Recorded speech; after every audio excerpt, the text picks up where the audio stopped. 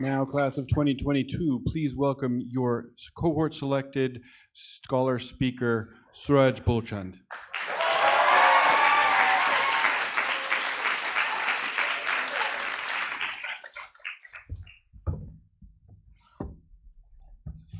Thank you so much, Doug. How are you all doing today? Nice. Dacia hao, good morning, afternoon, and evening to everyone here today. I'd like to kick things off by thanking our distinguished guests, faculty, program staff, and you, beautiful Cohort 6, for the year that has just transpired and for the privilege of being this year's graduation speaker. It is difficult to quantify the depth of gratitude I have for you all. When I was 16, I received a letter in the mail from Singapore's government. The letter informed me that I needed to join its military as part of mandatory national service for all male citizens. At the time, I was living in Malaysia, where I had lived my whole life. My childhood, friends, and stories were set against the backdrop of Kuala Lumpur, Malaysia's capital. While I understood that I was a Singaporean citizen living in Malaysia, my citizenship was never really relevant until I received that letter. So when I hit the age of 18 and friends had suitcases ready to check into college, I found myself with an army duffel bag on a ferry heading to a small island off the coast of Singapore's mainland to enlist in basic military training. This was not a fate I chose. I remember feeling flushed with anxiety and confusion at the randomness and lack of agency that marked my life. A high school graduate from a Malaysian suburb that was joining the armed forces of a country I had never lived in on any sort of permanent basis. Randomness, of course, is not exclusive to my experience and my story. When you think about it, our lives are often but a series of unplanned events, where you were born, what people surrounded you, what opportunities you were exposed to, that all interconnect to form your story. I found that many of my defining moments in my life were ones that were not planned. The simple acts of yes that led to new directions and adventure. So today, I've decided to talk about serendipity, or as it's called in Chinese, renxing. Serendipity has been a hallmark of my time at Schwarzman College. I have had my value system challenged, seen careers take shape, and witnessed deep friendships come to life. Today, I hope to offer 3 ideas on the value of serendipity as we find ourselves on the precipice of this experience. My first thought is to make space for serendipity. Growing up, I used to hear this phrase quite a bit. Failing to plan means planning to fail.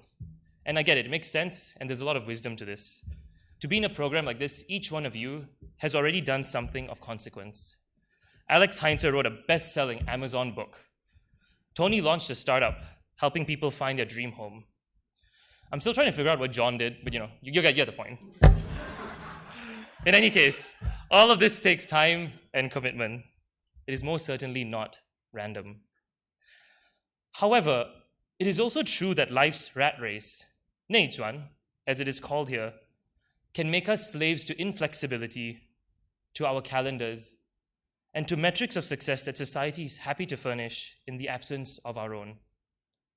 Staying true to a course need not mean packing a schedule to the brim or remaining closed to the winds of opportunity that blow by without us even noticing. We can do both.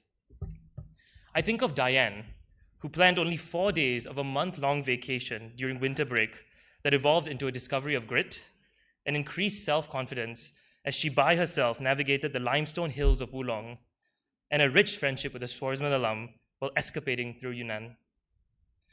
I think of Will, who wasn't sure if they would work in film, much less decide to stay in China, and through meeting local filmmakers and a year-long runway to conceptualize a business, is now registering a film company in Beijing. So make space for serendipity. Sometimes I think it's what you don't plan that turns out to be most consequential. Thought number 2, lean into it. I think there's an inherent discomfort with unstructuredness and uncertainty that we all experience. We are beings in a perpetual state of anticipating, or at least trying to anticipate. From the divisions we draw along creed country, and color to typecast people, to the reticence we feel when confronted with uncharted territory. Noticing and leaning into serendipity is not easy. This was certainly the case for me when I was gearing up to head into the military. It requires vulnerability, guts, and leaps of faith. But it is exactly this that has turned moments of serendipity at Schwarzman College into magic. It was what compelled us to move as a 50-strong squad to show support at soccer matches and send-offs at Dongbeimer during some of the strictest pandemic lockdowns this campus has seen. It was what compelled organic gatherings to contend with issues of sexual health, loneliness, and body image within our cohort. I think of Michelle, who agreed to go on a walk with a peer she felt she had nothing in common with, riddled with insecurity about her place in our community. In Michelle's words, the walk turned out to have the total opposite effect. Instead of reinforcing imposter syndrome, the person I was walking with shared admiration for my journey. It made me realize that being different is a superpower that is valued at a place like this. I ended up pursuing a potentially disruptive but totally life-changing opportunity. A couple of weeks later, I don't think I would have been in the right mindset to have done this had I not experienced that specific moment of growth. I think of Xiao, who decided to pick up a frisbee one fine morning on a whim in Module 1, and, I quote, "Can't imagine my life without frisbee right now. I think I'm addicted." Funny to think how it all started on a random Thursday afternoon. So take a chance on it. These small leaps of faith sometimes bring us the most valuable experiences. All right, my third and final thought. Create serendipity for others. There is a concept in physics called Brownian motion, the random movement of particles in a liquid or gas. A randomness that brings structure into our lives. This concept is how we make sense of motion, temperature, and pressure. There have been times I've thought about our cohort in this way, the coming together of 151 individuals that prior would have not encountered each other, a coming together that has over thousands of encounters, 11,325 potential one-on-ones, in fact, before we decided we hated them halfway through the year, led to new adventures, relationships, and perspectives. I think it's easy to forget that the conduit for this randomness was very much not random. So much of what we've experienced as chance here is actually designed. A vision to bring people from over 30 countries together, providing resources and opportunities to go back out in the world and do something good. While the particular permutation of this network is arbitrary from our vantage point, it is a vision playing out as was hoped for. I think that we too can create serendipity for others in our lives. We do not need to fund an international scholarship to do this. So what will you do? Consider the issues you care about, the communities you are a part of, the resources you have access to. You sit at the center of all of that and are in the unique position to bridge these things in ways that only you can, what some might call fate or destiny.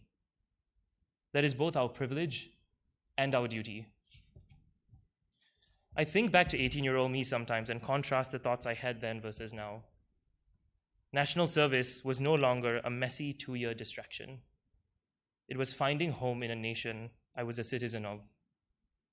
It was pushing the boundaries of my physicality. It was learning a set of powerful lessons on loyalty, privilege, and discipline. There is a Chinese proverb that reads, 塞温升马 焉知非福 激化干部上变化 传导教导自然之 I know, my Chinese needs work. Bear with me. It translates to a blessing in disguise. Plans cannot keep up with changes. All will be well. Soon, these lights will dim, the page will turn, and we will become alumni of this program. For many of us, this marks an inflection point in our lives. Some of us are going to graduate school, some to work in medicine or business, and some are still figuring it out. Whatever the case, I hope you not only continue to make space for and lean into the blessing of uncertainty, but also create moments of 误然想, 误然行, for those around you. And when plans cannot keep up with changes, take a deep breath. Think of this community that will always be here for you. And remember that all will be well. All will be well. Congratulations on graduating, class of 2022. And take care, my dear, dear 朋友们.